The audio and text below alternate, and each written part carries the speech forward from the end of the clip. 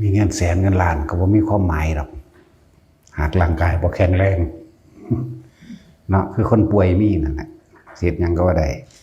และอีกความหมายหนึ่งคือมีเงินแสนเงินล้านก็บ่มีความหมายหากไม่นำมาช่วยผู้อื่นโดยไม่หวังสิ่งใดตอบแทนบ่มีเงินแสนเงินล้านกลับกลายเป็นกองอาวุธสังหารตัวเองซ้ำคือคนรวยๆหลายๆคนนั่นแหละหลายๆคนทำตัวเองจะเข้าไปตีสนิทกับคนรวยคนมีเงินเข้าใจว่าคิดว่าเขาสิซอยเลยเจ้าของแล้วก็เอาไปแค่ยกอ้างอวดตนว่ากูรู้จักเข้าใจว่าล่ะกูรู้จักเขาดีกูสนิทเขาก็คือว่าแค่ว่าสิไปเอาชื่อเสียงเขามาข่มหมู่ก็มีเด้แต่ก็มีแนวกินอันใดดีๆหรือว่าอันใดเป็นเครื่องใส่ของซอยดีๆแน่นี่อยากเอาไปให้เขาเด้แม่นบ่ล่ะหลายคนเป็นทั้งสั้นเด้ถ้าได้อันนั้นอันนี้เป็นของป้าของแปลกเนาะสมมุติได้บางต้นจากตัวหนึ่งมาเนี่ยโอ้ยว่าน่ะเจ้านายเอาไปให้เขาเขาก็เอาไปเฮ็ดกินดีๆนี่แหละแล้วเพิ่นก็ได้แค่ได้คุยได้รู้จักกับเขาซื่อๆเด้ซ้ำมันก็เอาได้คนเนาะหลงคักหลงแน่หลงว่าคนอื่นสิซอยเจ้าของเองนะหลายแบบหลายอย่างถือว่าเป็นของบ้านนี้ของเก่าโบราณที่ได้มาแบบนั้นแบบนี้แต่เอาไปให้เขาเด้อยากไปทำทาว่ารู้จักเขาติดซอยตัวเองบ้านนี้คนบางพวกบ่เข้าใจเกรงใจคนจังสั่นอีหลีเด้เนาะบางพวกก็เป็นสั่นอีเด้นั่นแหละก็แปลกประหลาดอยู่เพราะว่าอย่างคนบ่เข้าใจความจริงของชีวิตเจ้าของเองเพราะว่าบ่อาศัยคำสอนพระพุทธเจ้าบ่อาศัยธรรมะมาเป็นเครื่องเปรียบมาเป็นเครื่องเทียบเลยเกิดการหวังให้คนมาซอยตัวเองนี่กับพึ่งผ้าผู้อื่นแม้กระทั่งสื่อเสียงก็เอาไปอวดคมคนอื่นใดคือกันแล้วก็หวังพึ่งผ้าสิ่งศักดิ์สิทธิ์ทั้งหลายนั่นแหละบางพวกก็อวดอ้างว่าของดีของขลังเอาไปอวดเด้ยังในตระกูลนั้นอาจจะมีของดีของขลังว่าเขาเจ้าอาจจะเป็นโจรหรือเป็นนักเลงมาก่อนตีลั่นฟันแทงบ่เขาเจ้าเป็นนันนี่เด้ก็เอาไปอ้างได้คือกันเนาะแปลกประหลาดบ่ล่ะอ้างเป็นนางสันนั่นแหละหลายแบบแต่คนก็เชื่อจังสันอีดีเด้ก็แปลกอยู่อยากเป็น99%พุ่นละเนาะอย่างสั้นแหละนั่นแหละเอามาเปรียบเทียบมันอย่างคนขยันอยู่ที่ไหนก็ลำบากเนาะ คนขยันอยู่ที่ไหนก็ลำบากเลยจักว่าแต่ว่าคนดีแต่ปากอยู่ที่ไหนก็สบายเพื่อนว่าคนขยันอยู่ที่ไหนก็ลำบากส่วนคนดีแต่ปากอยู่ที่ไหนก็สบายคนเกรงใจเห็นในอันนั้นดอกว่าเห็นในการ์ตูนอันเขาเห็นไหมเลยอยากหัวโอ้มันก็เข้าใจเห็ดเนาะแมนดีได้ล่ะคนขยันอยู่ที่ไหนก็ลำบากมันก็เข้ากับคนซุมือนี่แหละ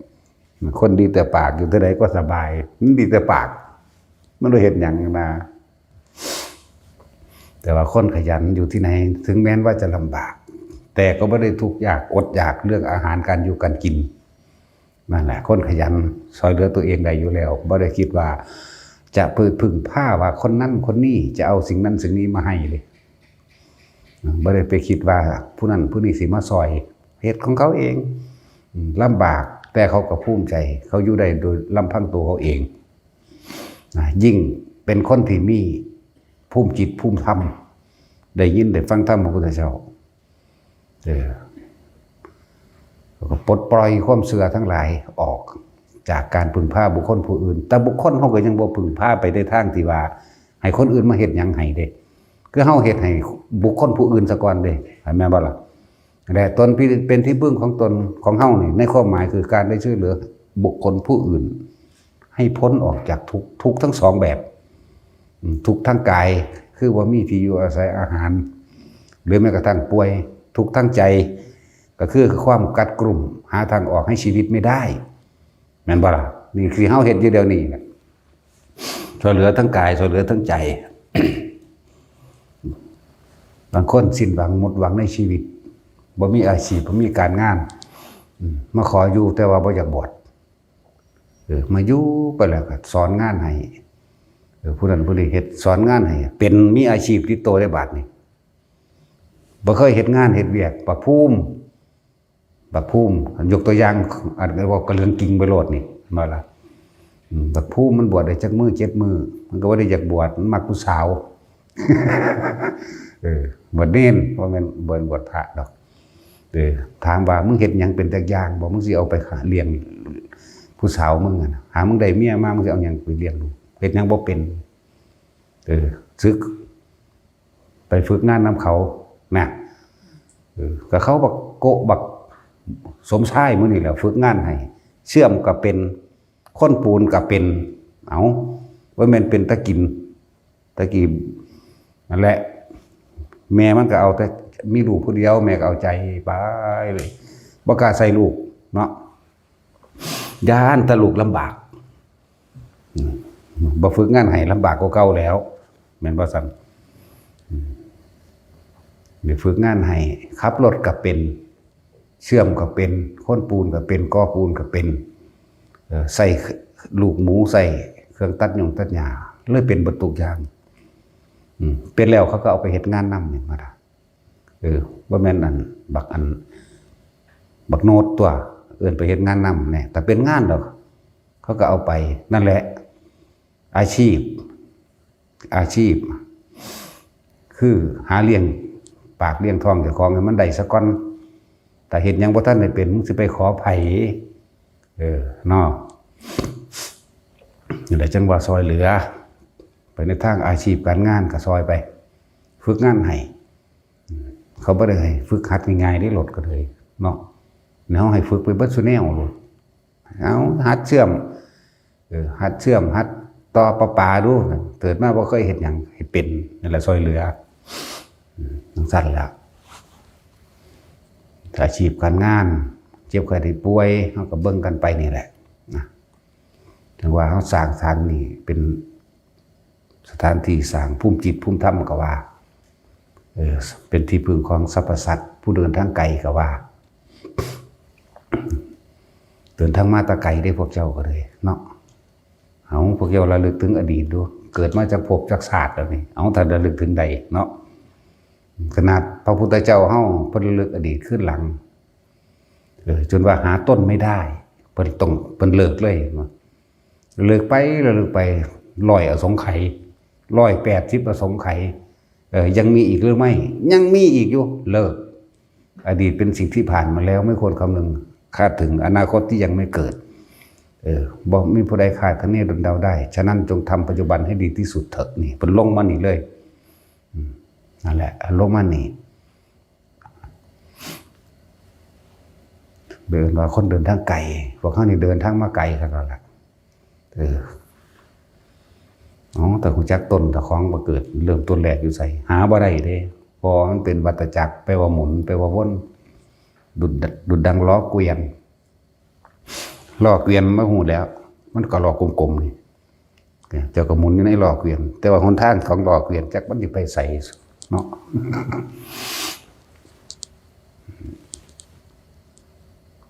ว่าให้ทุกคนนั่นน่ะ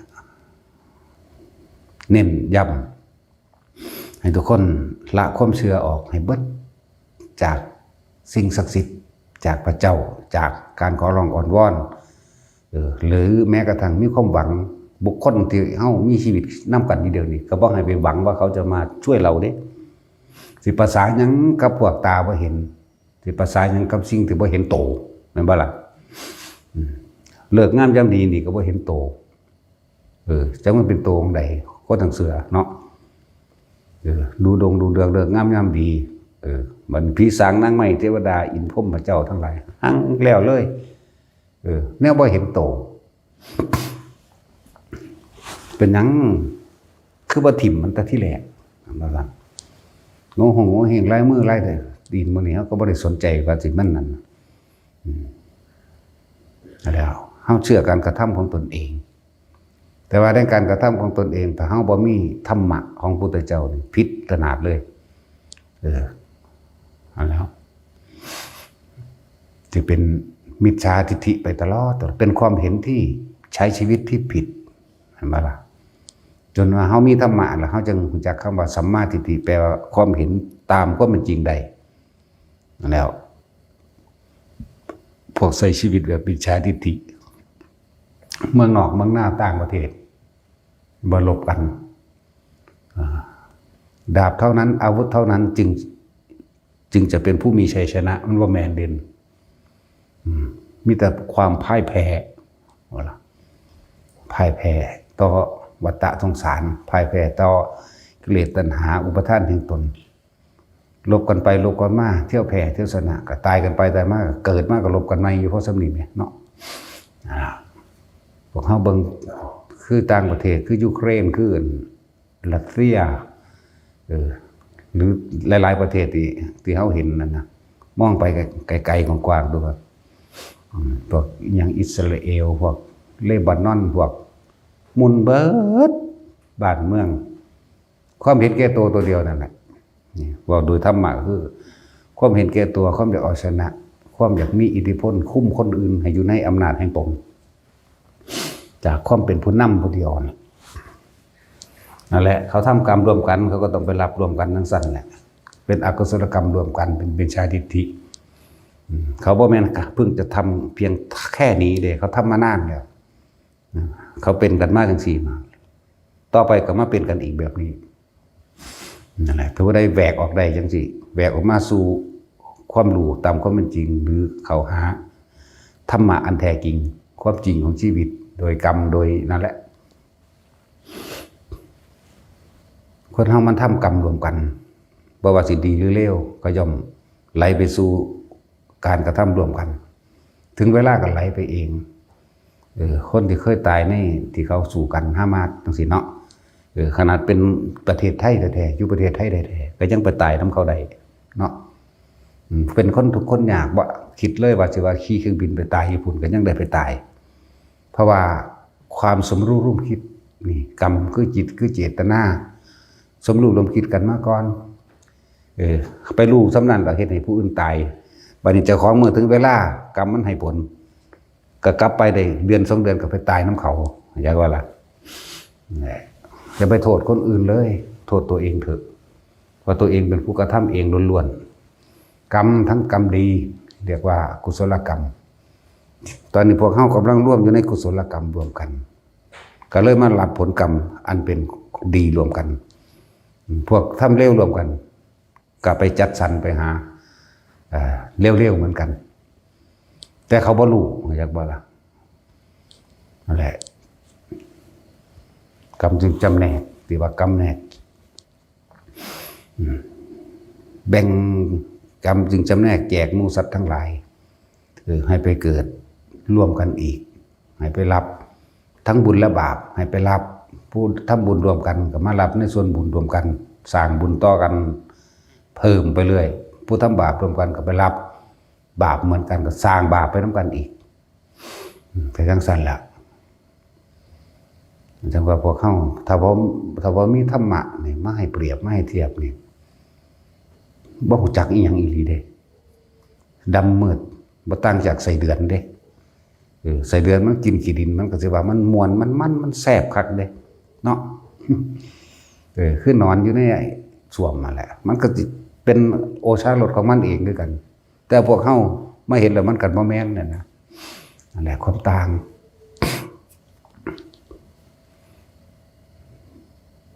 ถ้าเคยได้ยินได้ฟังธรรมมาพอมีพื้นฐานแม่นบ่มากก็ช่างเด้มีคุณค่าเด้ธรรมะพุทธเจ้าการได้ยินได้ฟังธรรมมานี่มีคุณค่าตัวเฮาสิเฮ็ดยังผิดพลาดไปบางอันบางอย่างคนที่เคยสั่งสมเอาไว้นะอย่างเช่นคำว่าผู้ใดเห็นทุกข์ผู้นั้นเห็นธรรมผู้ใดเห็นทุกข์คือมีความประสบทุกข์เป็นอันมากอกหักผิดหวังล้มเหลว ที่เห็นโดยการป่วยก็ตามจะเห็นด้วยความเจ็บไข้ได้ป่วยก็เอิ้นว่าเห็นทุกข์เป็นทุกข์โดยประสบการณ์ตนเองจะเห็นด้วยความอกหักผิดหวังโดยการทำธุรกิจต่างๆบ่ได้ดังใจถูกโกงถูกปล้นถูกกี้ถูกทุบถูกตีก็เรียกว่าเป็นทุกข์แล้วก็หันมาขอความธรรมอาจจะเคยได้ยินได้ฟังไว้ศาสตร์ใดไม่รู้ล่ะหรืออาจจะมีผู้คนไปบอกไปแนะนิดๆหน่อยๆอีกอย่างหนึ่งก็เลยว่าคือมันถูกอยู่แล้วพอต่อไปบอกความจริงให้ฟังเอิ้นว่าธรรมสะกิดปั้วขึ้นมาคิดได้บัดนี้นั่นแหละคนเห็นทุกข์คนประสบทุกข์เป็นเอามากจึงเข้าใจความจริงของชีวิตแต่เราก็ต้องอาศัยพระปัญญาของพระพุทธเจ้าออกมาแสดงเขาจึงแยกแยะได้ผู้ใดเห็นทุกข์ผู้นั้นเห็นธรรม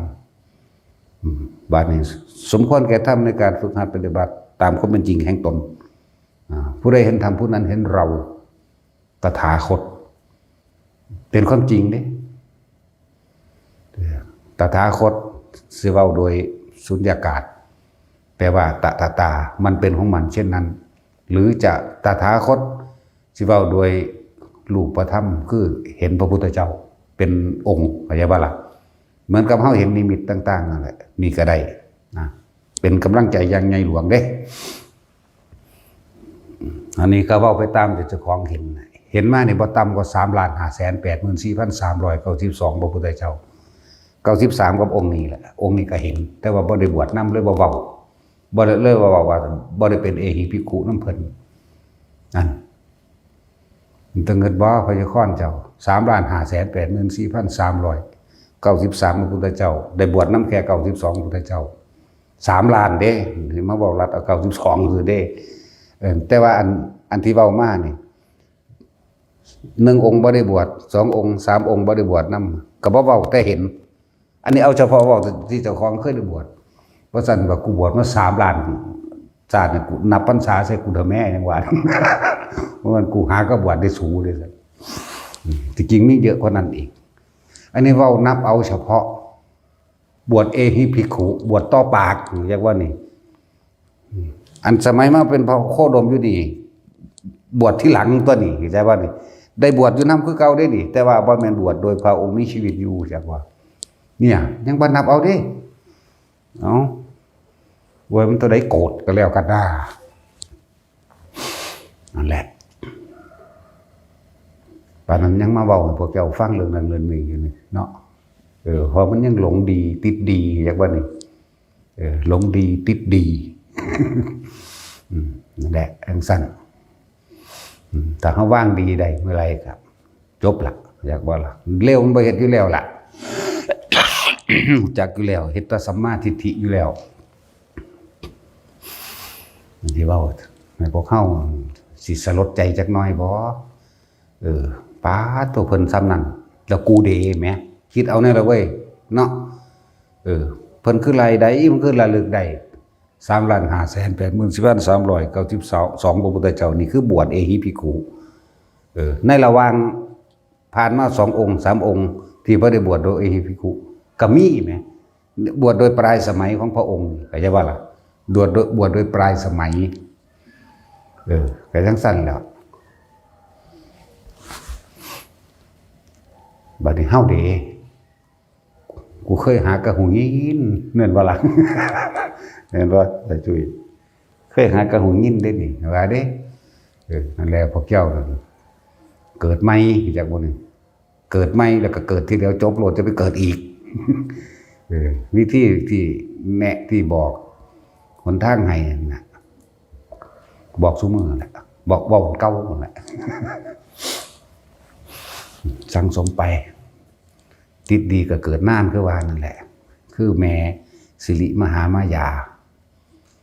แทนที่สิบรรลุอรหันต์แต่สมัยพระพุทธเจ้ากักกุสันโธล่ะเนาะยังเพราะว่าเพิ่นติดดีสิริแปลยอดแห่งความดีเราได้สิริบ่มีหยังสิเลิศประเสริฐโดยความเข้าใจของมนุษย์ทั้งหลายก็คือสิรินั่นเองแต่ว่าเจอมายาแล้วก็บ่แม่นมายายังหน่อยเลิ่นมหามายาเลิ่นพระนางสิริมหามายา ถูกความดีหลอกเฮ็ดให้เวียนว่ายแต่เกิดเป็นทุกข์คือเก่าเพิ่นเกิดในตระกูลกษัตริย์เกิดไปในแต่เศรษฐีกษัตริย์หรือพราหมณ์อย่างที่โลกยกย่องนั่นแหละมันเป็นล่ะแต่ก็ทุกข์แต่ก็ป่วยแน่เกิดเป็นแมวพระพุทธเจ้าพอเขาดมเมื่อกี้นี่ก็ให้คิดฮอดลูกอยู่ได้ว่าสิตายไหมเนี่ยก็เจ็บคือกันได้ล่ะทั้งสั้นแล้วนั่นแหละบัดสิตายมันก็ให้คิดฮอดลูกก็ฝากลูกไว้นั่งน้ำน้องสาวประชาบดีโคโตมี่แม่ใหญ่ประชาบดีเลี้ยงต่อสั้นแล้วเลื่อนบาดติดดีแล้วเกิดโดน ติดดีเกิดโดนถ้าติดบ่ดีก็เกิดโดนคือกันเด้แต่ว่ามันไปเกิดทุกข์เรียกว่าล่ะเกิดแบบเจ็บเกิดแบบปวดคุณเจ้าเคยถามตัวของเวลาเห็นมดแดงหลายๆต้นกำเนิดมดแดงมาจากไสนอเคยรู้จักอยู่บ่เคยถามบ่มดแดงมดดำปวดเคยคิดอยู่ว่าตะกี้มันก็เป็นคนคือกูนี่เคยคิดอยู่บ่แม่นว่าซั่นถ้าเหตุกรรมหยังหนอมันจึงเป็นจังซี่เคยถามตัวเองอยู่บ่นั่นแหละเขาจึงบ่เงินไปเลยไผสิรวยไผสิแนวใดก็ช่างรวยมากก็ได้ก็ช่างถ้าบ่เป็นคนมีคุณธรรมความรวยนั่นแหละจักเฮ็ดให้ตัวเองตกสู่ความทุกข์มหันตทุกข์อย่างใหญ่หลวงเลยเขาจึงบอกว่าบ่ได้แม่นค่าของคนเด้อรวยหรือเรียนสูงบ่มีค่าหยังดอกถ้าไม่ทำประโยชน์เพื่อผู้อื่นโดยไม่หวังสิ่งใดตอบแทนนี่จังเป็นค่าใดคนเฮาสิคิดถึงกันจริงๆนะแต่คิดถึงความดีกันซึ่งกันและกันเด้คิดถึงเคยเอื้อเฟื้อช่วยเหลือแบ่งปันคิดถึงเด้แต่ว่าบ่แม่นแบบคนมีอำนาจบังคับกันเด้อันบ่ได้คิดถึงเด้เอาผู้บังคับบัญชาการสูงสุดบ่ว่าสิเป็นทหารบ่ว่าสิเป็นตำรวจบ่ว่าสิเป็นผอ.เป็นครูหรือเจ้าใหญ่นายโตเป็นเจ้าของบริษัทใหญ่เพียงใดก็ช่างที่เขาเคารพนับถือที่เขายอมเพราะเขาเฮ็ดน้ำเงินที่เขาฟังความเฮ็ดตามเขาเฮ็ดน้ำเงินนั่นว่าซั่นแต่ว่าคนที่เคารพนับถือโดยความจริงใจจริงๆเนี่ยเขาบ่ได้เฮ็ดน้ำเงินเด้เขาอาจสามารถปกป้องเฮาก็ได้เห็นบ่ล่ะเขาเฮ็ดเพราะว่าเขาสำนึกในคุณธรรมความดีของบุคคลผู้นั้นนี่จริงๆได้การยอมรับเคารพนับถืออย่างสั้นแหละตกทุกข์ได้ยากหรือลำบากอันใดสมมุติว่าบ่ตกทุกข์ได้ยากก็สร้างแต่ว่าถูกอันธพาลเข้าไปรังควานโจรปล้นเนาะคนที่เคยได้รับความช่วยเหลือเขาสละให้ได้เด้เขาสู่ซอยสู่ส้นให้เด้เห็นบ่ล่ะแต่คนพวกนั้นแต่เป็นคนบ่ดีเด้รังแกข่มเหงเขาอุ้ยสมน้ำหน้ามึงเด้มันว่าซั่นอุ้ยอดสว่ามึงเอามันตายเลยนะไปหันเด้ล่ะนี่มันต่างกันเด้นั่นแหละต่างกันแต่นั่นถึงบอกว่าคุณค่าของคนนั่นอยู่ที่การทำประโยชน์เพื่อบุคคลผู้อื่นย่ำโดยไม่หวังสิ่งใดตอบแทนถ้ามีหวังสิ่งใดตอบแทนมันบ่แม่นประโยชน์ด้วยนั่นนะทำด้วยความเห็นแก่ตัวทำเพื่อตัวเองเข้าใจว่าล่ะนั่นแหละซึ่งประสบการณ์ชีวิตของพระพุทธเจ้าห้องที่ผ่านมาทั้งหลายเพิ่นเว้าตั้งแต่เรื่อง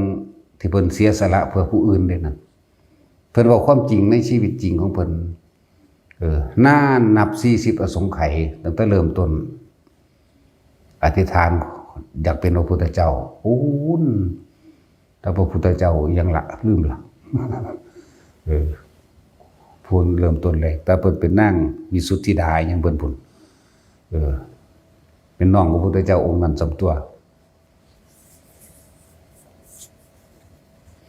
นั่นแหละชาตินี้ทำดีแบบนี้ไปสวรรค์แบบนี้ชาตินี้ได้บวชเป็นฤาษีชีไพรไปพรหมโลกชาตินี้เป็นสัตว์เดรัจฉานได้ปกป้องหมู่เดรัจฉานร่วมกันไปเป็นเทวดาชาตินี้เป็นนั่นเป็นนี่ชาตินี้ทำเลวแบบนี้ตกนรกแน่คนนี้คือเพิ่นเว้าประสบการณ์ว่ามิจฉาทิฏฐิเป็นแบบนี้สัมมาทิฏฐิเป็นแบบนี้การทำดีการทำประโยชน์เพื่อผู้อื่นก็ได้สู่สุคติโลกสวรรค์เป็นต้น การทำเลวก็ไปสู่ทุกขติเป็นเดรัจฉานมั่งเปรตมั่งตกนรกมั่งบ่แม่นได้ว่าเพิ่นบ่ตกนรกในการก่อนก็ดีเพิ่นนี่คุ้นชินมากที่สุดเลยกับนรกจักว่าล่ะมีผู้ใดฮู้น้ำดอกอย่าไปมองแต่จุดอันว่าเพิ่นอย่าไปมองแต่ยอดมันหลายเป็นเปรตก็บ่แม่นเปรตใหญ่สูงสุด80ศอกหรอกเปรตอยู่ระหว่างกลางก็เป็นเปรตก็มีคือกันเด้พวกเขาบ่ฮู้ซั่นน่ะตัวนี้เนาะส่วนมากกันเป็นเดรัจฉานก็บ่เอามาเว้าได้ยกขึ้นแต่จักรพรรดิอย่างยิ่งใหญ่เนาะเป็นสร้างทได้ศาสตร์เป็นม้าทได้ศาสตร์เป็นโคนันทวิสารมื้อนั้นแล้วเห็นบ่ล่ะโคที่มีกำลังดูดังว่างัวหาตัวกำลังเพิ่นแห้งโคนันทวิสารนั่นน่ะถ้าย่องใส่โอ้ยหลากยังไงเด้รู้จักว่าล่ะถ้าย่องใส่พ่อเอ้ยย่องใส่เบิ่งแน่น่ะบืนปึ้งไปเลยบักแห้งตัวจนเกิดว่าเจ้าของเลี้ยงโคนั่นก็ยิ้มย่องไปท่ายเอางัวไปลากเอางัวนี่แหละไปลากเกวียนใน500ลำว่าจะว่าเลยลากงัวผู้ใดก็สั่งบ่สูงงัวกูเอ้าไอ้เจ้าโคเจ้าถอยไอ้โง่ไอ้ซื้อบื้อจงลากเกวียนไปนั่นมันบ่ไปที่อยากว่าล่ะทำตาเห็ดแงกเขาเดี๋ยวก็นอนลงแงกนั่นเดี๋ยวก็นอนลงมันก็แพ้ที่นั่นแหละเพิ่นถึงบอกว่าการกล่าววาจาอันเป็นที่น่ารักปิยวาจากล่าวคำอันเป็นที่รักเพิ่งเกิดเหงาหงอยเศร้าถึงเสียเงินพันกับ5,000วันเนาะนี่เรื่องของเพิ่นเกิดเป็นงัวเพิ่นเดี๋ยวไปสั่งสอนเจ้าของงัวนั่นแหละเพิ่นไปเกิดมาเพิ่นสิสั่งสอนว่าให้คนเป็นผู้มีสัมมาวาจาหรือกล่าววาจาอันเป็นประโยชน์หนึ่งกล่าววาจาอันเป็นที่รักหนึ่งนี่เพิ่นเอาไปซ้ำนั่นก็เอาเด้เพื่อสิไปพลิกความคิดเห็นของอันเจ้าของงัวนี่แหมย่อมเสียสละชีวิตตัวเองเป็นศาสตร์นะเฮ้ยสิว่าสิตายมันตามอายุของงัว20-30 ปีมันได้แล้วเนาะโอ้ธรรมดาเด้เป็นโคนันทวิสารสมัยเพิ่นเกิดเป็นวัวผู้มีกำลังมากเทียบเท่ากับวัว500เชือก500ตัวบนเชือกนั่นแหละงัวนี่แห้งลากฟื้นลากเกวียนลากอย่างต่างๆสารพัดเจ้าของว่าเกิดความฮึกเหิมมันบ่ล่ะมาเกิดความฮึกเหิมแล้วก็เอาไปท่ายกับผู้นั้นผู้นี้ที่แรกก็เว้าดีเด้เพิ่นมีเงินหลายขึ้นเห็นว่าเงินมันสิขาดเจ้าของเข้าใจว่าเจ้าของรวยเข้าใจว่าเจ้าของมีอำนาจไปท่ายใส่กับเศรษฐีที่บาดนี้ท่ายกับเศรษฐีก็เกวียนใส่500ที่บาดนี้เขามันลากบ่ได้อยู่แล้วแหละแต่เพิ่นนี่ก็แต่งตัวอย่างดีเชิดหน้าชูตาขึ้นมาก็เว้าดูถูกปรามาสไปไอ้โคถอยแกที่เกิดมาเป็นทาสอย่างนี้เพราะแกเป็นโง่ยังเว้าใส่นะว่าเกิดหักหาน้ำใจนะก็บ่ลากสักทีเพิ่นก็เสียเงินเพิ่นบ่มีเงินเพิ่นหงอยได้บัดนี้เศร้าซึมนั่นล่ะซึมสกมกอยู่งัวกับเหลือบตาเบิ่งอยู่เพื่อสิแก้ทิฏฐิเพื่อสิแก้คำเว้าจักว่านี่เพื่อสิแก้ เสียชีวิตทั้งชาติเพื่อสิแก้เอาคนผู้เดียวนี่บ่ธรรมดาเด้นั่นแหละคือจังว่าเงินมันสิมีค่าตอนที่มันบ่มีอยากว่าล่ะสติมันสิมีค่าตอนที่มันพลาดพลั้งไปแล้วทุกคนส่วนมากก็คือจะคิดได้เมื่อภายหลังที่สูญเสียสิ่งอันเป็นที่รักมั่งที่สูญเสียสิ่งที่มีอยู่แล้วมั่งที่สูญเสียหมู่พวกเพื่อนฝูงหรือที่สูญเสียบุคคลที่ควรรักษาเอาไว้คือคนที่อยู่รวมกันในครอบครัวคนเฮาส่วนมากไปเห็นแต่ผู้อื่นดีเนาะพ่อแม่หลายๆคนมีลูกจัก7-8 คนลูกอีนั่นบักนั้นปีหนึ่งมันมาทีหนึ่งของเงินให้10,000ย่องแต่มันเนาะ บาดผู้เฮ็ดปนเฮ็ดแก้วให้กินซุมื้อนี่ด่าแต่มันปลาขึ้นกระเทียบพุ่นมึงไม่เห็นบ่อีนั่นเพิ่นโลเด้ อีหลีเด้นี่เรื่องจริงละอันนี้เนาะเขาก็น้อยอกน้อยใจตัวปีนึงเอาเงินให้10,000โอ้ยซื้อกินมื้อละ10 บาทมันก็บ่มอมปีนึงเนาะ แต่ว่าพวกเขาเฮ็ดนำอยู่นี่ก็ย่องเขาแหน่ฟังเด้อบ่ได้เป็นพ่อเป็นแม่กันเลย ย่องเขาแน่ให้กำลังใจเขาแน่จะไปเทียบเอาตัวผู้100 วันพันปียังมาหลายเนาะเขาก็น้อยอกน้อยใจตัวแล้วเปรียบดุจดังว่าโคนันทวิสารเขาไปหักหานนำใจเขาหมายถึงง่วนถูกหักหานนำใจต่อมาก็น้อยบ่มีเงินเศร้าง่วก็แอบเบิ่งอยู่ตลอดเอาง่วก็เลยไปบอกว่าท่านไปท้าทายไม่ไปเจ้าขึ้นให้2 เท่าแต่ว่าท่านจะต้องพูดกล่าวคำอันเป็นที่รักเหมือนดุจดังที่เคยกระทำมาได้ไหมนะเพิ่นก็คิดได้ตัวมันเคยว่าว่าสหายเอ้ยเราเป็นคนทุกข์คนยากตอนนี้เราลำบากเราต้องทนทุกข์ยากไปด้วยกันเราเป็นมิตรกันเราเป็นเพื่อนกันหากินร่วมกันน้อนี่ก็ลากฟื้นไปขายบางหันบางนี้ก็ขายได้เงินมาเรื่อยก็จะบ่ล่ะลากฟื้นไปลากไม้ลากเกวียนของต่างๆไปหรือว่ามีคนไปจ้างเพื่อนเอ๋ยเราเป็นคนทุกข์คนจนน้อเราจึงได้มาอดทนลำบากเป็นทาสรับใช้กับบุคคลผู้อื่นถ้าเรามีเราจะไม่เป็นอย่างนี้ดอกนี่ตะกี้บอกจังซี่กล่าวคำมันเป็นที่รักเชิดชู้ให้เกียรติและให้กำลังใจซึ่งกันและกันแต่ว่าบัดนี้มีเงินหลายขึ้นเลยขึ้นไปหาท่าท้ายเขาตีท่าท้ายไผว่าท่าท้ายเศรษฐีเขามีเงินเป็น80 โกฏเจ้าของหาก็มีเงินแค่1,000กับหาปณะเนี่ยไปท่าท้ายเขาเลยเห็นบ่เงินสำนันเขาบ่เสียดายเลยก็บ่ได้เห็นซ้ำเนาะนั่นแหละก็เลยเห็นเจ้าของงัวนี่เศร้าก็เลยบอกก็เลยไปแนะนำให้ไปท่าท้ายเอา2 เท่านะท่าท้ายที่แรกให้เอา100 เล่มเกวียนซะก่อนแต่ท่าท้าย 2,000 กับหาปณะเพิ่นก็คิดได้อยู่แล้วตอนนี้เฮาบ่มีเงินเด้หมู่เอ้ยเว้าดีแล้วเห็นบ่บาดนี่คิดได้เมื่อสายไปแล้วบ่ล่ะคนเพื่อนเอ้ยนี่ย่างก็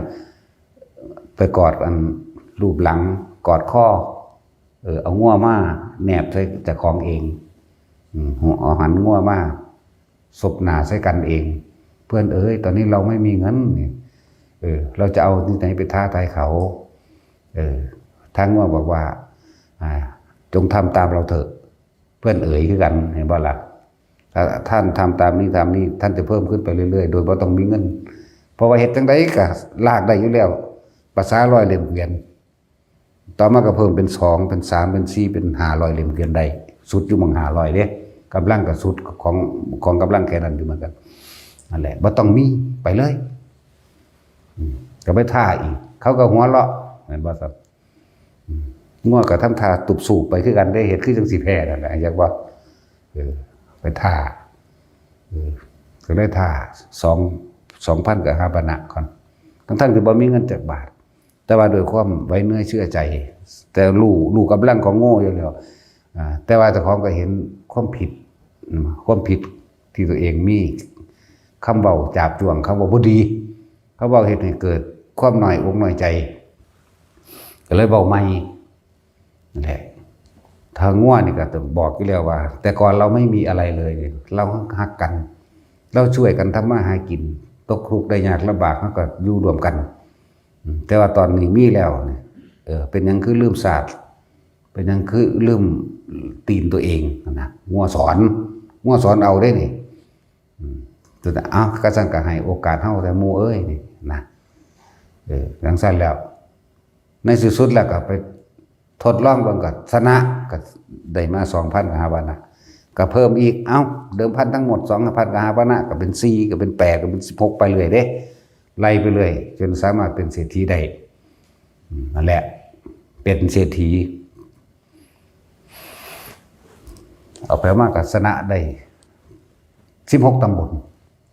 ได้16 ตำบลจะดีโดยสำนึกบัดนี้เจ้าของงัวก็บอกบอกเพื่อนพอละท่านทำให้กับเรามากพอแล้วเราจะทำเพื่อท่านมั่งก็เลยเอาไปเลี้ยงไปอย่างดีไปให้เฮ็ดเวียกเฮ็ดงานอีหยังนั่นแล้วนะครับปิยวาจาคำกล่าวที่เกิดกำลังใจสมัยนั้นพระพุทธเจ้าห้องนี่เป็นงัวเด้ ไม่จักว่าล่ะแต่ว่าสรุปโดยอดีตนิทานแล้วสมัยนี้พระพุทธเจ้าก็เฮาก็เป็นงัวนั่นเป็นพระพุทธเจ้างัวตัวนั้นคือพระพุทธเจ้าแต่ว่าเจ้าของงัวคือไปจักพระอานนท์ พระอานนท์ จักซั่นแหละเขาเจ้าก็ตักเตือนกันมาเลย ในหลายๆศาสตร์ต่อมาบางศาสตร์ก็เป็นหงส์เป็นหานนะครับเป็นหานโพธิสัตว์นี่เลี้ยงแม่เด้แม่ตาบอดมาบ่ได้เวลาไปหาอยู่หากินก็ต้องเอาก้านบัวต้องเอาก้านบัวเอาหอยหรือเอาอาหารต่างๆไปส่งให้แม่แต่ในมือนั้นถูกนายพรานเฮ็ดกับดักผูกได้นั่นแหละติดกันไปติดหงส์ตัวเป็นพระโพธิสัตว์นั่นแหละแต่ว่าหงส์อีกตัวหนึ่งที่นุ่มกว่านะผู้นำติดตามอยู่แล้วก็คือหงส์นุ่มกว่านั่นแหละส่วนเมื่อผ่านบ่วงนี่มาเห็นเขาส่วนหานตัวที่ติดขาอยู่แล้วพยายามบินหนีจังไดก็ไปบ่ได้แต่ว่าหานหงส์ตัวนี้ที่บ่ติดบ่วงนี่กลับอยู่นิ่งๆบ่หนีตัวหยังสิสละชีวิตเพื่อขอให้นายพรานผู้นี้แก้เอาตีนออกจากบ่วงนี่แล้วก็ให้หงส์ตัวนี้คาบอาหารไปให้แม่เพราะว่าเลี้ยงพ่อแม่ตาบอดที่อยู่ในถ้ำป่าหิมพานต์ ป่าหิมพานต์หมดละเดี๋ยวเลยคุยกันนายพรานนี่อย่างมาเห็นเอ้าท่านบ่ได้ติดบ่วงเป็นหยังคือบ่บินหนีเพราะว่านายพรานผู้ใจดีนี่เห็นว่าคำเบานายท่านผู้ใจดีขอท่านจงไว้ชีวิตกับหงส์ผู้นี้เถิดเพราะหงส์ผู้นี้เป็นคนที่เลี้ยงมารดาบิดาตาบอดถึงอาศัยอยู่ในภูเขาอันไกลโขถ้าหงส์ตัวนี้ได้เสียชีวิตลงไปแล้วถ้ากับว่าท่านได้ฆ่าทั้ง3ชีวิตหมายถึง1หงส์โพธิสัตว์นี่กับพ่อกับแม่เห็นบ่ล่ะถ้างั้นถึงแม้ว่าเราจะหนีไปท่านก็ได้หงส์เพียงแค่ตัวเดียวซึ่งมีอายุมากแล้วแก่อย่างว่าล่ะเดี๋ยวว่าหยาบบ่เนื้อไม่อร่อยเหมือนกับเรานะหงส์ตัวนี้กำลังหนุ่มกำลังว่องพอดีกินแซ่บเพิ่นเว้าเรื่องของเพิ่นว่าเพิ่นกินแซ่บนะข้าพเจ้าเนี่ยเป็นกำลังหนุ่มวัยรุ่นพอดีเนื้ออร่อยก็ว่าไป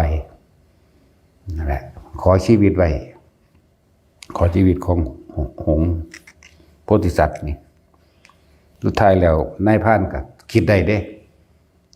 หงส์แบบนี้ก็มีขนาดสัตว์เดรัจฉานยังมีน้ำใจเอื้อเฟื้อยังมีการอยากตอบแทนบุญคุณของบุคคลผู้เลี้ยงบิดามารดาเราเป็นมนุษย์แท้ๆเราทำไมจึงจักคิดไม่ได้ก็เลยคุยกันโดยความเข้าใจก็เลยปล่อยก็เลยว่าต่อไปนี้พวกท่านจงมานำอาหารในสระของเราสระบัวมีแหนมียังเต็มไปเบิดในหันแหละอันเป็นอาหารเราจะทำที่กั้นเอาไว้นี่จักว่ากั้นบาดนี่สระนี่ห้ามล่าสัตว์ก็จะว่าก็เลยอนุญาตให้พวกหงส์พวกนี้ไม่กินในสระของเองนั่นแหละนี่คืออำนาจแห่งความกตัญญู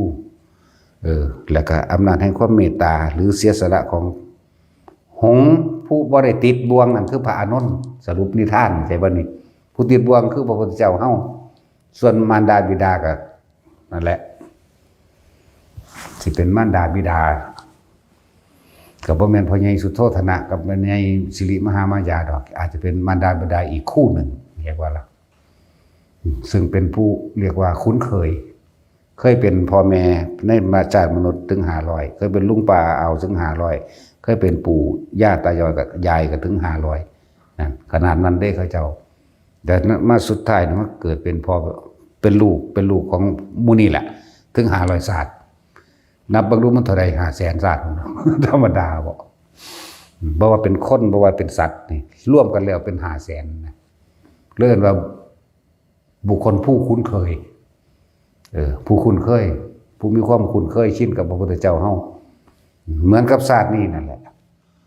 เพิ่นอยู่อีกเมืองหนึ่งไกลๆเมืองราชคฤห์ไกลๆเมืองสาวัตถีจักชื่อว่าเมืองยังลืมชื่อแล้วล่ะนั่นแหละพระพุทธเจ้าเพิ่นสิไปโปรดเอาพ่อกับแม่คู่ดีเข้าใจว่าล่ะเพิ่นสิไปโปรดเอาเพิ่นฮู้ล่ะเพิ่นสินำเก็บเอาเบิดนั่นแหละผู้ใดเคยเป็นพ่อเป็นแม่เป็นนั่นเป็นนี่เป็นลูกเป็นเมียหยังมาแต่เก่าก่อนในหลายๆศาสตร์ก็ตามนำเก็บเอาเบิดศาสตร์นี่เดินทางไปพ่อแม่ในศาสตร์นั้นที่เคยเป็นนะเป็นห่านเป็นหงส์อย่างนั้นแหละมาเห็นพ่อแต่แม่เห็นลูกปุ๊บแล่นเข้าไปกอดเลยเด้นี่บุคคลผู้มีความคุ้นเคยไปกอดเบิ้งกระจับแก้มจับหยังจับพุ่นจับพี่ดึงหน้าดึงตานั่นนี่ลูกไปอยู่ไหนมาแม่ตามหาตั้งนานเบิ้งนี่ความผูกพันลูกไปอยู่ไหนมาแม่ตามหาตั้งนานลูกสบายดีหรือจับไปบีบคำลูบน้ำแข็งน้ำขาน้ำตีนเรื่องเด้ลูกสบายดีไหมนั่นนะลูกเบิ่งมีความเจ็บไข้ได้ป่วยบ่มีอาหารอยู่ดีกินดีบ่ถามไปสุดแบบนิสัยแม่นั่นห่วงกังวลอย่างนั้นสั่นนั่นแหละเพิ่นก็ปล่อยให้จับให้กอดอยู่หั่นแหละพวกหมู่สาวกคนก็อยู่หั่นแหละคือทุกคนก็เข้าใจว่าแม่เพิ่นคือพ่อใหญ่สุโธทนะกับนางประชาบดีโคตมีเพิ่นเด้พุ่นแหละเพิ่นเข้าใจว่าแม่เพิ่นเป็นผู้นั้นมาเด้บ่ทันได้เข้าใจคำว่าแม่สิริมหามายาปานใดดอกนาแม่จริงๆนั่นน่ะนั่นแหละแต่ว่าก็เลยมาถามว่าเอ้ามารดาบิดาของท่านคือพระเจ้าสุโธทนะไม่ใช่เหรอนะเพิ่นก็บ่ทันตอบคือ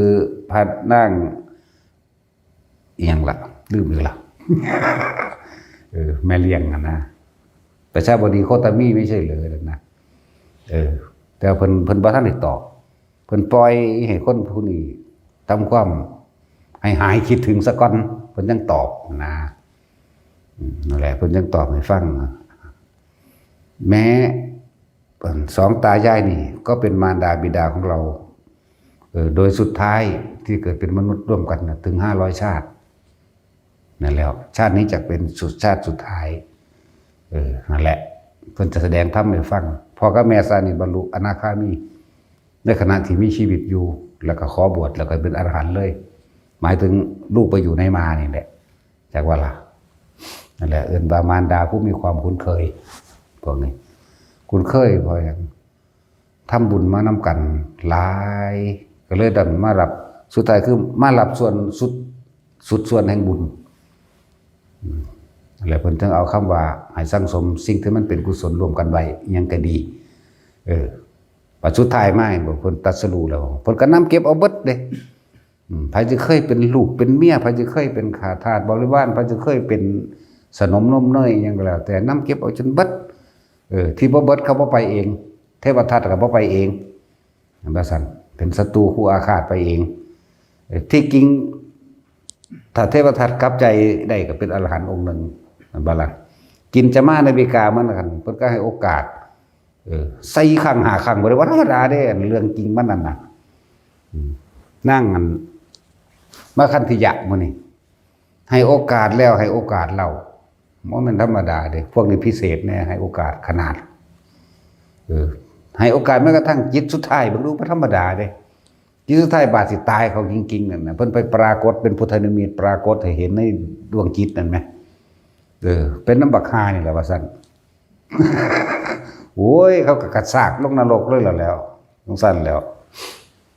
ให้โอกาสขนาดนั้นเด้แล้วว่ามันธรรมดาเด้อันนั่งอันนี้คันธิยานี่เผาพระอริยะเจ้า500องค์หมดเด้ขนาดนั้นเพิ่นยังให้โอกาสสุดท้ายให้สำนึกนั่นนะให้สำนึกได้นั่นให้สำนึกว่าขอขมาพระพุทธเจ้าที่เคยดูถูกตั้งแต่พุ่นละแต่เพิ่นไปนั่นก็พ่อแม่เพิ่นคือกันเด้นั่นไอ้ พ่อแม่ของอันยังล่ะมาคันธิยะนั่นนะพ่อแม่ของมาคันธิยะก็เคยเป็นพ่อแม่ของพระพุทธเจ้าเขาในอดีตศาสตร์อะไรจะบัดนี้สองคนนี่พ่อแม่สองคนนี่ก็บรรลุอรหันต์ได้นั่นแล้วเทศนาเกี่ยวกับอสุภะนี่แหละแต่ว่าเปรียบเทียบนางมาคันธิยะนี่เป็นดุจดังว่าหนังห่อขี้ของโซโคยังก็ว่าไปสองผัวเมียนี่ฟังแล้วบรรลุอนาคามีครับแต่จะไปบวชแต่ว่ามาคันธิยะเกิดอาฆาตแค้นเห็นว่าไปเสนอตัวเองกับพระเจ้าอุเทนนั่นแหละเพื่อหวังสิจะทำลายนั่นแหละจะมีเรื่องมาหลายอย่างทำลายพระเจ้าบ่ได้ก็ทำลายสาวกคือนั่งอันยังละยังบดีหันแล้วนั่นแหละขนาดนั้นที่เพิ่นเป็นปรากฏพุทธนิมิตนี่เพื่อให้อยู่ในปัจจุบันแล้วก็เพื่อให้สำนึกขอขมาเพิ่นแล้วก็ขอขมาต่อสิ่งที่ตัวเองเคยกระทำมาแต่ว่าก็ตกนรกอยู่เข้าใจบ่แต่ว่าก็เปลี่ยนสำนึกโทษตัวเองได้ก็เป็นสัมมาทิฏฐิได้นะเหมือนกันกับเทวทัตนะเทวทัตยังสำนึกได้เด้ถึงจะทำอนันตริกรรมตั้งหลายอย่างสุดท้ายแล้วก็เปลี่ยนความเห็นไม่ได้สำนึกผิดมาตลอดจนถึงสุดท้ายแล้วเหลืออีกประมาณกิโลนึงสิถึงวัดเชตวันที่เขาไปขอขมาพระพุทธเจ้าพระพุทธเจ้าบอกว่าอานนท์แม้กระนั้นถึงจะอยู่ในหน้าวัดก็ไม่เห็นเราตถาคตนั่นแหละใช่ป่ะอกุศลกรรมเวลาในผลมันหอดมันพ้นมันเห็นให้ลืมเบิดเห็นเขาลงอาบน้ำที่พวกหามมานั่นนะ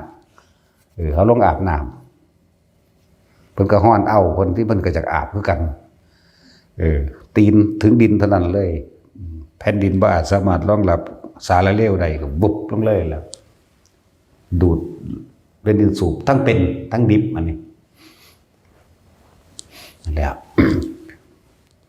ลูกศิษย์บริวารเพิ่นใครเนี่ยต้องมากลับใจใดอยู่อันหามมา4 คนนี่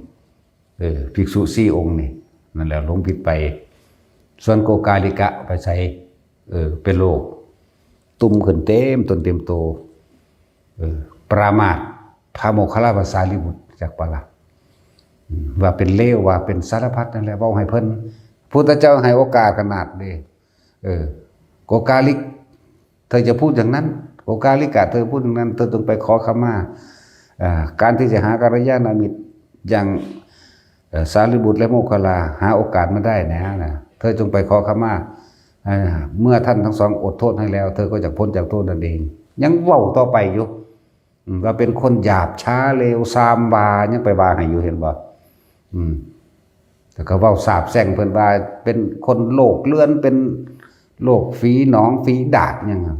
หลังจากออกนี้จากพระพุทธเจ้ามาแล้วก็มาป่วยแต่ว่าก่อนที่พวกก็ตีเทวทัตก่อนเด้เฮาเบิ่งในหนังซีรีส์เทวทัตไทยโกกาลิกะนี่ตีมันบ่แม่นเด้โกกาลิกะนี่โมโหโกรธที่อนุญาตให้พระโมคคัลลาภาษาลิบุตรนี่มันนำเอาภิกษุ500ขึ้นไปพอตามมาถึงเพิ่นไปเบิ่งแม่เพิ่นตายกลับมาแล้วโดดเข้าใส่กันเลยตีเลือดกระทุ้งออกปากพุ่นล่ะนั่นแล้วจังมาสำนึกได้โกกาลิกะมึงเป็นไผมึงกระจอกงอกง่อยเห็นบ่ล่ะกูนี่เป็นกษัตริย์กูเฮ็ดใส่พระพุทธเจ้ามาเท่าไรครั้งแล้วเพิ่นก็ยังบ่เฮ็ดอีหยังกูยังให้อภัยตลอดนี่สำนึกเลยเห็นบ่ล่ะถูกตีนตี้จึงสำนึกได้เขาก็ซัดเอาสันติซัดเทวทัตแล้วหนีไปหาพระพุทธเจ้าเด้อันนี้ก็เลยหนีไปหาพระพุทธเจ้าเพื่อสิไปประณามพระโมคคัลลาภาษาลิบุตรที่เพิ่นโมโหที่มาดึงเอาสาวกที่หนีมา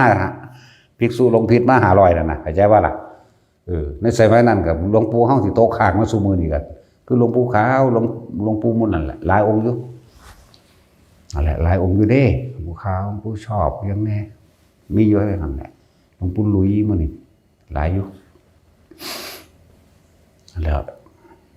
ใครตัวเขาจะกระพ้นเด้อเนาะโอ้ยเว้าแล้วยังตะกูนี่แล้วอยากให้เด้เหลือตะกูนี่บ่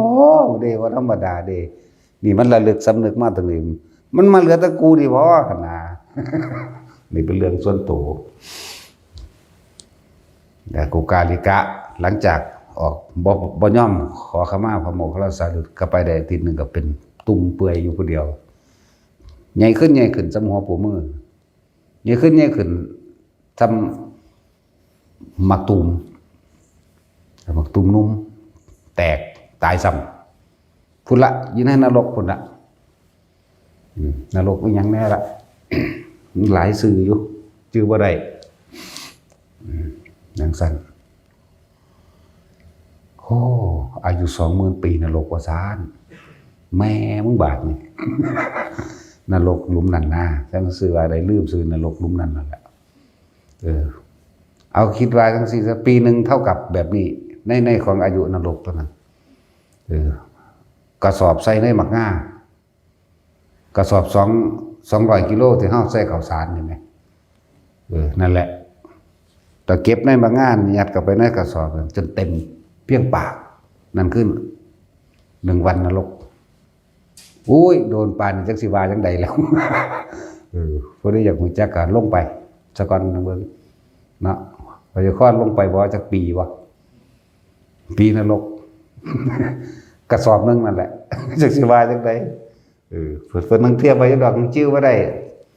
เป็น1 ขาลีเป็น20 ขาลียังคนว่าไปในหั่นแหละสมัยนั้นเครื่องตวงสมัยนั้นคือสื่อแทนเงินแล้วก็หาปณะจังซี่นะสิว่า1 บาท 2 บาทนึงก็ว่าไปนะเป็นเทียบหรือการวัดกรีดจังซี่ตะกี้วัดความยาววัดคำว่าเท่านั้นไรเท่านี้ไรนะวัดเมตรเท่านั้นกรีดเท่านี้กรีดมานับเบิ่งกรีดแล้วโอ้137 ศอกคนนู้นโอ้ยจังซี่ตอนนี้ก็สร้างงวนดอกว่าคนละสมัยว่ะ ฮู้เยอะดอกกี่ครั้งว่าเพราะสำนันแล้วว่าไปฟังแล้วก็เลยซึ่งลึงอยู่เพราะสำนีแหละไผก็เลยเนาะแต่จุ้ย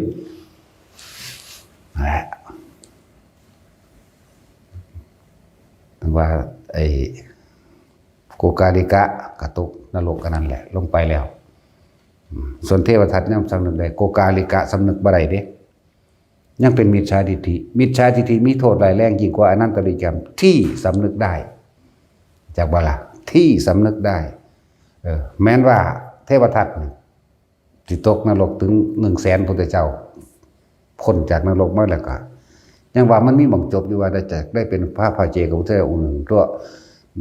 โดยการเปลี่ยนความเห็นใหม่เปลี่ยนทิฏฐิใหม่สำนึกแล้วก็ถือเอาพุทธธรรมสงฆ์เป็นที่พึ่งอย่าบ่ล่ะโดยอานิสงส์แห่งการถวายกระดูกข้างก็เลยจะได้เป็นพระพาเจกองค์หนึ่งอัฏฐิกะปัจเจกพุทธะเป็นพระเจกองค์หนึ่งมีอายุยืนพร้อมเด้แล้วก็บ่ค่อยได้กินอาหาร จอยแห่งมีตะนังห่มกระดูกไปบิณฑบาตทั้งใดก็บ่ค่อยได้กินแต่ก็บ่ตายเป็นหากินนี่ยังสิเก็บมาได้จังซี่ก็สะดุดลมหัวซักเฮ็ดให้อาหารเปื้อนไปน้ำดินก็เก็บกินไปน้ำดินนั่นแหละก็กินแบบนั้นแหละนั่นแล้วจังซั่นดิบางที่เขาเอาอย่างดีสุดก็คือเขาเอาอาหารบูดไปทิ่มก็ถามเขานั่นแหละว่าน้องหญิงเอามาทิ้งใส่บาตรให้อาตมาก็ได้ก็ได้กินเป็นอาหารบูดอาหารเน่าว่าเราเป็นคนอิจฉาคนก็สุแนวโลด อย่างเสร็จแล้วแต่กับพ้นอยู่ดอกแต่สิได้กินอาหารอิ่มมื้อสุดท้ายก็พอดีกับตายเหมือนกันกับพระองค์นั้นแหละจักซื้อวางได้แล้วลืมแล้วพระองค์นั้นก็เลย รูปเรื่องเล่าขึ้นให้อยู่ได้แต่ว่าจื้อซื้อบ่ได้นี่พระองค์นั้นยังละที่ทุบตีอันพระอรหันต์นั่นแหละ เรื่องเล่าขึ้นอยู่ตอนนี้แต่ว่าซื้อบ่ได้นั่นค่ะล่ะจังว่าพวกเฮานั้นถ้าพวกเฮาบ่อาจสามารถคนใดพวกเฮาได้รับเบิดทุกอย่างเด้อพวกเจ้าขัวแม่งกินนู่นจักโตที่เว้านี่บ่แม่นไปเป็นแม่งกินนู่นเลยเด้แต่ผู้ใดพลาดนี่จักบ่ตกนรกหรือเป็นเปรตแล้วบัดนี้พวกเจ้าสิต่อภพต่อชาติสิเอาหยังมาเป็นเครื่องเตือนสติเจ้าของเมื่อมันอยู่ในนรกแล้วเมื่อมันอยู่ในเปรตแล้วหรือลงไปสู่เดรัจฉานอันใดอันหนึ่งแล้วมันสิต่อสัตว์เดรัจฉานบ่แม่นได้ว่ามันบ่บาปนี่คือธรรมะนี่คือความจริง เดรัจฉานก็ทำบุญได้ทำบาปได้เข้าใจบ่นี่เดรัจฉานก็ไปสวรรค์พรหมโลกได้เดรัจฉานบ่บรรลุอิหยังได้ดอกแต่ว่าสามารถรับบุญรับบาปที่ตัวเองกระทำได้เหมือนกันเข้าใจบ่ล่ะนี่คือธรรมะนี่คือความจริงสัตว์เดรัจฉานอื่นๆเนี่ยข้างข้าวก็ไปเกิดเป็นเทวดาได้กลับลงมาศาสตร์นี่ก็มาบวชน้ำพระพุทธเจ้าก็บรรลุได้อันบ่ซั่นเทวดากบทั้งสี่แล้วกบก็แค่นั่งชื่อเอาคำสอนคำสวดมนต์ที่พระเพิ่นทำวัดซุมื้อจัก 4:30 น 5:00 นสิแม่เขาตีหัวปั้วเย็นวาบขึ้นอยู่เทิงสวรรค์ก็ยังได้นั่นแล้วเดรัจฉานหมาก็เป็นพรหมได้เห็นบ่จับผ้าตายทั้งสี่มันก็มีจิตเป็นอารมณ์นึงเพียงแค่ปัจธรรมชาติเบิ่งธรรมดาว่ะปลาดุกมื้อนี่ฟังพระองค์นั้นสวดกุศลธรรมาเพิ่นทองบ่ทันได้คล่องเพิ่นก็เลยเอาหนังสือมาสวดพุ่นแต่สมัยพระพุทธเจ้ากัสสปะพุ่นแหน่ก็ยังไปได้ศาสตร์นี้ก็เลยมาเกิดเป็นภิกษุที่มักนั่งสิริมานี่แหละให้ฟังแล้วพวกเขาว่าอายเดรัจฉานบ่วะเนาะแต่ค้อนจะเอาดีๆเด้เจ้าผู้ใดตกนรกเขาสิลงไปจัดการเองเด้เขาสิบอกให้เด้เขาเว้าได้ขวานอีปิกเขาก็เปลี่ยนใหม่แล้วเด้เอาไม้ก้อนหินนี่แหละมันจะหินผู้ไหมหินแกรนิตไหมเนาะสู้เห็ดกลมๆมีกูแน่กูจะเอาไปทุบค้นบางสิ่งบ่ได้ว่าจะไปถีบผู้ใดขึ้นเด้จะซ้ำทุบลงมันหนักก็เข้าเด้แนวสอนให้นี่มันง่ายคักแสนง่ายไปแห้งแล้วเห็นบ่ผู้ใดตั้งใจมาดอกฟังเฮ็ดน้ำเขาบ่ต้องสงสัยหยังหางคนเห็นเขาเว้าบ่ถึงหน้าที่ก็เป็นแน่สั่นตัวที่มันบ่เป็นเพราะว่ามันเทียบมันบ่ถิ่มของเก่าบ่ถิ่มสัญญาเก่าสัญญาเดิมความรู้จำแม่นหรือเปล่าองค์นั้นคือวางสั่นองค์นี้คือวางสินะสั้นๆแล้วบ่ได้รู้จักอย่าสร้างกรรมฐานขึ้นมาอันใดอันหนึ่งเป็นเครื่องอยู่นี่คือเฮาเฮ็ดอยู่เดี๋ยวนี้แหละทรงฌานเจริญฌานโดยอนาปานสติเฮ็ดความรู้สึกนิ่มนวลกลางหน้าผากเนี่ยเพิ่นก็จิตตั้งมั่นนั่นตัวสำนักหนึ่งเนาะนั่นแหละที่เว้ามานี่ทุกคนถ้าเฮาได้พลาดลงไปแล้วมันต่อเด้สิบอกให้เด้อมันต่อไปทั้งต่ำเด้ถ้าขึ้นไปทั้งสูงมันต่อสูงเลยอยู่เด้ต่อมันไปทั้งต่ำที่มันต่อต่ำมาจากวันนี้ไปพลาดตกนรกแล้วโอ้ยเรียงลำดับเอาว่านี่นรกอันนึงนั่นน่ะบริวารมัน 2,000 บ่แม่นมื้อเดียวสิแล้วสิ้น 2,000 เด้โลกเกิดดับอยู่จักเทื่อแล้วสิว่าสิสิ้น 2,000 แห่งนรกแต่ละอันโอ้ยธรรมดาบ่ว่าแล้วโอ้ยอุกอักคือยังนี่ไม่ธรรมดาอันนี้ทั้งเว้าทั้งหัวนี่มันอุกอังคือยังงี้เด้ไปเบิ่งอายุนรกแต่ละอันแต่ละอันเท่านั้นเท่านี้ 2,000 ล้านปีเท่ากับ1วันนึงสิแม่มึงบาดนี่โอ้ย 1,600 ล้านปีเท่ากับ1วันมัน1,600 ล้านปีมนุษย์เท่ากับ1วันนรกนึงสิแม่โอ้ยเนาะผู้ใดบ่เชื่อก็ลงไปเบิ่งติด่ากูดิคักๆซะก่อนล่ะมึงได้ลงแน่ด่าโลดด่าจนเขาตายพุ่นเนาะมึงสิหูจักดอกไปอ่อนๆก็ได้ไปแค่ว่า70บ่หาตั้งนั่นดอกไปแค่70ล้านปีมนุษย์เท่ากับ1วันนรกนั่นก็ไปลองเบิ่งเนาะไปแค่เวทนานีนรกนั่นก็ได้เจ็บปวดแสบร้อนมันอิจฉาริษยาเนาะพวกนี้อยู่ในนรกเก็บปวดแสบร้อนว่าซั่นก็อุสุทธนรกเนี่ยเอาอ่อนขึ้นมาจักหน่อยอุสุทธนรกขี้เถ้าร้อนแม่นเท่าที่ทานเพิ่งแดงกรึบเป็นสีเท่ากบคนไว้บัดนี้เลื่อนอุสุทธะมาจากบ่ล่ะนั่นแหละเฮามีโอกาสแล้วอย่าพลาดง่ายๆที่ฟ้าเฮ็ดอยู่เดียวดีก็เลยแต่เผื่อผู้ใดว่าง่ายหลายก็ไปหม่องมันยากเนาะหม่องมันยากเด้อนั่นแหละแต่สั่งสมสิ่งที่มันเป็นกุศลซะแล้วก็สำนึกสำเนียกเอาแน่ไผก็ดียศถาบรรดาศักดิ์ของเจ้านั่นระวังใส่เป็นก็เป็น ใส่ให้ตายก็ตายเด้ตายจากคุณงามความดีเจ้าสิเป็นนายพลนายพันยังก็ช่างเถอะบ่ได้มีความหมายได้แต่เจ้าบ่มีคุณธรรมมันจะฆ่าเจ้าตายจากคุณงามความดีฆ่าเจ้าตายจากกุศลหลงไหลในยศถาบรรดาศักดิ์หลงไหลนำความมีเงินมีอำนาจยังก็ว่าเถอะเป็นเศรษฐีในเมืองคนแต่จะไปทุกทนในเมืองผีนี่ธรรมดาว่ะทุกทนในนรกอเวจีมันเด้อแต่คือว่าแล้วว่าเอาแต่นรกมาคู่เขาเนาะกูเห็นขี้สร้างสูบยามาดอกว่ะมันสั่นแล้วบ่ขี้ดอกมันจะสูถือเหยียบมันนะแล้วเวลาใดจากหูจักนรกดิบเวลาใดที่โกรธเกลียดเครียดแค้นจะฆ่าผู้นั้นผู้นี้อยากทำลายคนนั้นคนนี้นั่นแหละนรกดิบนรกที่มีชีวิตอยู่นั่นน่ะจักบ่ล่ะแต่ว่าตายจริงแล้วนรกสุขตายเดี๋ยวนักกว่านั้นอีกบัดเจ้าเราร้อนกระวนกระวายในความรู้สึกเพียงใดจะกระดองลงไปตามนั้นอยากบ่ล่ะแล้วรวยก็รวยไปโลดมันสิรวยทำไรวะมันไม่มีประโยชน์หรอกถ้าไม่ช่วยเหลือผู้อื่นโดยไม่หวังสิ่งใดตอบแทนจะว่านี่จังว่าพวกเข้าแต่เบิดชีวิตมานี่ได้เฮ็ดอีหยังไว้เพื่อไผอยู่บ่เนาะสำนึกสำเร็จประมวลเบิ่งเด้อในชีวิตทั้งประจำความใดจนเท่าเด้อดีเคยซอยยังผู้ใดโดยบ่หวังสิ่งใดตอบแทนบ่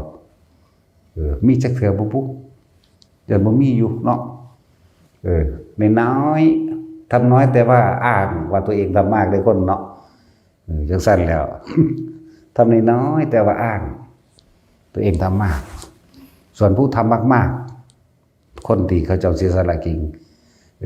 ยังอยากตัวเองทำเพียงแค่น้อยนิดเดียวเองเด็กอย่างสั้นเด็กแล้วบัดนี้นักบาทเขาย่านเขายากจนเขาจึงให้ทานเนี่ยเนาะแต่ว่าคนร่ำรวยแต่แท้ย่านแต่ตัวเองจนบ่ให้ท่านที่ไหนได้มันถูกที่สุดจากบ่ล่ะคนที่สละทุกอย่างจักได้ทุกอย่างแต่เขาไม่เอาสักอย่างจากบ่ล่ะคนที่คิดว่าตัวเองมีทุกอย่างจักทุกที่สุดแต่ว่าทุกบ่ต้องห่วงหน้าแต่เฮาได้พลาดเป็นเดรัจฉานแล้วต่อเลยเด้อสิบอกให้ว่าไปเป็นหมาแล้วนี่หมาหาเรื่องกับกัดหนูบาปบาปได้รับโทษเหมือนกันกัดหนูกัดไก่เขากัดไก่กัดเป็ดสารพัดกัดคนแม้กระทั่งเฮาพระสงฆ์องค์เจ้าเจตนามันไปทางใดกระโซกกระซากให้คือสิกัดนั่นแหละอย่างช่วยที่สุดอีกคือกันเด้นั่นน่ะบ่ได้แม่นได้ว่ามันบ่บาปจักบ่ล่ะมันสั้นแล้วเว้ยแต่มันดีมันก็เฮ็ดดีได้คือกันในวันนี้โคสกะเทพบุตรก็จังพอตาพระมาแล้วเนี่ยหอนแล้วหอนไปบอกพระมาแล้วเงินนั่นเห็นนี่แล่นไปเฮาแง่งๆขึ้นไปต่อไปหลังนั้นบัดสิตายคิดสุดท้ายมันคิดถึงพระองค์มันต้องไปสวรรค์ได้ไหมเนาะมันทั้งสั้นตัวพระมาสัตว์เดรัจฉานก็ยังทำบุญได้นะคนเดรัจฉานสิทำอะไรบ่วะรู้จักบ่คนเดรัจฉานจังซั่นก็มันเลวกว่าเดรัจฉานอีกคุณเด้อธรรมดาเด้โหดร้ายที่สุดก็มนุษย์นี่แหละมันสิเป็นแมงหยังเนาะจังซั่นตัวเอารู้คิดเบิ่งรู้ถ้าว่าบ่แม่นกินกุ้งดิบๆสดๆน่ะเอาทั้งกินทั้งหัวล้อกันเนาะแม่นว่าซั่นพวกนั้นต่างประเทศญี่ปุ่นนี่ยังกระสันมันก็กินดิบๆสดๆได้ล่ะปลาหมึกปลาบ่หมึกก็เลยเนาะหลายอย่างเด้แล้วพวกเฮาเด้วายปลาซิ่วดิบตะกี้เนาะตำบักหุ่งมาถาดบักไงแกะไอ้ปูน้อยพอดีมันนี่ย่ำนี่ล่ะนี่เนาะน้ำปลาขอดมื้อนี้ตำจักกุ้งจักซิ่วจักหอยดิบหอยโขงหอยสุย่างน่ะโอ้ยบ่ธรรมดาเด้บาดนี้แนวแสบมันง่วควายได้บาดนี้เนาะง่วกี่ปอหังแสบจังซั่นแล้วเนื้อมันเต้นดึกๆอุ้ยแซ่บว่าเด้เลือดย่อยมันน้ำปากน้ำหยังนี่เนาะโหดร้ายเด้แม่นบ่ซั่นคิดว่าเจ้าของประเสริฐติแล้วขาผู้อื่นกินแต่เฮาพลาดลงไปเป็นเดรัจฉานได้นึงถ้ามันต่อไปทางบุญกับบุญคือกันถ้ามันต่อไปทางบาปนี่ส่วนมากจังบ่ล่ะ ต่อไปทั้งบาปเด้อมันก็ทั้งบาปเลยคือกันกาตอนนี้ก็ยังเป็นกานรกอยู่ได้หูจักบ่นี่ใส่ไว้พระพุทธเจ้าพุทธกัสสปะได้นี่เขาหาบเขานะตอนแต้นไปเขาเจ้าสิไปจังหันจากบ่ล่ะหาบอนแดนไปอีกาพุ่นอยู่เทิงกกใหม่พอแต่เดียวเห็นปิ่งปลาขาวปลาสูตรจิ้วลงมาเลยมาหอดปุ๊บก็คาบเอายืนหลังกระตาเขาเจ้าคลอดไปนั่นแหละไปเดี๋ยวนี้ก็ยังไฟใหม่อยู่เดี๋ยวนี้เอาธรรมดาบ่นั่นแล้วตรงนรกบ่สั่นจิตใจของคนที่เฮ็ดไว้มันคือพุ่นหมายมุ่งเอาไปทาสเป็นสังฆทาสบุญเขาเจ้าไปนะอยู่สมัยพุทธเจ้ากัสสปะเอาคิดเบิ่งดูมันพุทธันดรนึงแล้วเด้มันยังเป็นการนรกอยู่นั่นจักบ่นี่ผู้ใดมีตาดีก็เห็นบ่มันนี่ก็เห็นอยู่เด้เดี๋ยวนี้ไม่บึ้มๆอยู่กาใหญ่พร้อมเหมือนธรรมดาเด้โอ้ยร่างกายใหญ่ๆเป็นโจทย์แม่เจ้าเอ๋ย16 กิโลแม่ตัวสิรองรับความเจ็บปวดเศรษฐีบางคนที่เป็นคนขายหมูเดี๋ยวนี้ก็เป็นเปรตหมูอยู่เดี๋ยวนี้บ่แม่นสมัยพระพุทธเจ้านี่เด้ที่มันเป็นเปรตหมูอยู่นั่นพุ่นสมัยพระพุทธเจ้าองค์พุ่น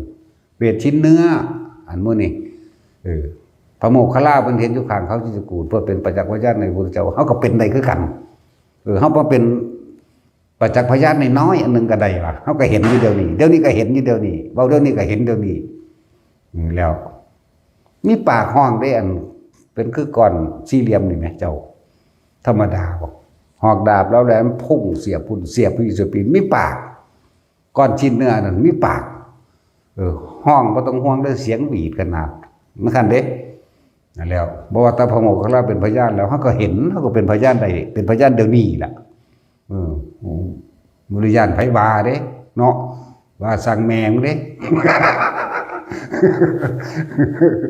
เว้าอีหลวงปู่น้อยเว้าอีกก่อนด่าคนอยู่หังด่าหัวเราทำไม่ได้เราทำไม่เป็นอุปนิสัยของไผของมันเนาะคือเขามาบอกให้เฮาแสดงธรรมบอกให้เบาก็อุปนิสัยมันสิท่องไว้มันเป็นสคริปต์เด้แนวมันนี่มันพุ่งขึ้นมามันก็พุ่งไปโลดเด้แต่มีคนเฮ็ดสะดุดก็เศร้าไปเลยเด้เนาะโอ้ยจังสิเนาะกับไผดอกเนาะพญาคอนให้ซั่นแล้วนั่นแหละเตือนแต่ละคนบ่ว่ารวยบ่ว่าจนทุกคนเกิดมาแล้วต้องตายหากินซ้ำตายเพียงกันเสมอกันบ่เลือกเลยบ่ได้เกี่ยวกันเลยบ่ได้เลือกหรอกว่าเจ้าสิเป็นศาสนาใดหากินแค่รอวันตายเสมอกันเบิดบ่ได้เลือกประเทศบ่ได้เลือกชนชาติวรรณะเกิดมาหากินเพียงแค่ตายในความสำนึกเอาไว้แต่ว่าจิตนี่บ่ตายพวกเจ้าสังสมสิ่งใดพวกก็ไปตามสิ่งนั้นสิ่งที่พวกเจ้ากำลังมีอารมณ์กับมันนั่นแหละอารมณ์ความรู้สึกนั่นสิพาพวกเจ้าเป็นภพเฮาก็สังสมสิ่งที่เป็นกุศลไว้ตัวเห็นบ่ล่ะรู้จักกุศลบ่เด้อนี่แล้วฟังธรรมจึงจะเข้าใจได้จะคิดได้เมื่อสายไปแล้วพวกสัตว์นรกตั้งทัตถุสานาโศก7พระพุทธเจ้าเหรอเด้อพวกเจ้าอยู่ในนรกนั่นน่ะญาติมันนั่นแหละทุสานาโสนั่นน่ะยากว่ามันยาวกว่านิทานมันนั่นน่ะกับหนึ่งยังโผล่ขึ้นมาเว้าทุลงไปล่ะเหมือน1 2 3 4เหมือนวนเป็นวงกลมผู้นี้ว่าทุสิเว้าต่อไปบ่ได้ลงไปผู้นี้สะผู้นี้ขึ้นมาสะนะผู้นี้ขึ้นมาโสแล้วจมลงไปกลับละเทือทดลองบ่ปัญญาค้อนเจ้ากลับละค่ำนี่เบิ่งรู้นั่น7พระพุทธเจ้าหรอแม่จนมาพวกโคดมเฮานี่ก็ยังตอนนี้มันสิว่าสะนั่นก็ลงไปอีกแล้วนี่เพราะบัณฑิพาริยะเมตไตรขึ้นมาสะกันนะไปอีกมันบ่ได้แล้วง่ายเด้กำไรหลายๆอีกในช่วงระหว่างกลับนี่พุ่นอันตรธานตรกับสิ้นไปแล้วจักยามใดสิไปเกิดอันสารมันตะกับสิว่าสิตั้งโลกใหม่ขึ้นมาอีกธรรมดาบ่แล้วเป็นไปตามกรรมของหมู่สัตว์เบิดล่ะยังก็ดีแล้วพุ่นสิว่าพระพุทธเจ้าองค์นั้นสิมาอีกเลยบ่เสือก็ตายไปแต่สินเราอยู่ในนรกขุมที่18มันได้เราว่าธรรมดาเด้เขามี8แต่ถึง18กูเลยจังสนะหมู่เนาะ เอาว่าตัดสินเจ้าอยากชนะบ่ เอาสวัสดี